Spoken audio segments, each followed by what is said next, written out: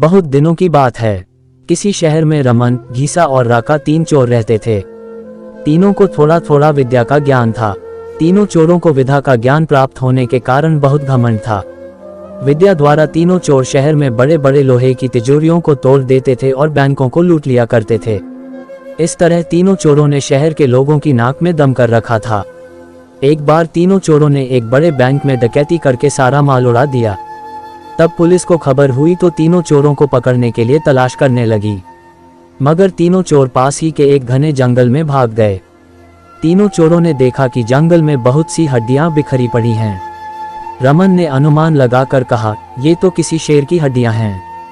मैं चाहूं तो सभी हड्डियों को अपनी विद्या के ज्ञान द्वारा जोड़ सकता हूं। घीसा को भी विद्या का घमंड था, सो वह बोला, अगर ये शेर की हड्डियां हैं तो मैं इनको अपनी विद्या द्वारा शेर की खाल तैयार कर उसमें डाल सकता हूं।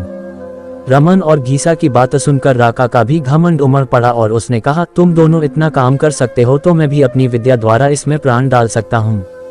तीनों चोर अपनी विद्या का प्रयोग करने लगे। कुछ देर बाद रमन ने सारी हड्डियों को जोड़ दिया और घीसा ने शेर की हुबहू जान डाल दी।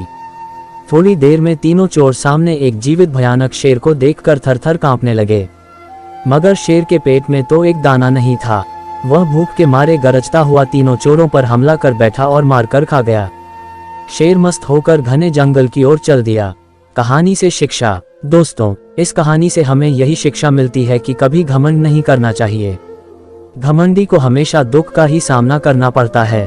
यदि तीनों चोर अपनी विद्या का घमंड न करते तो उन्हें जान से हाथ न धोने पड़ते।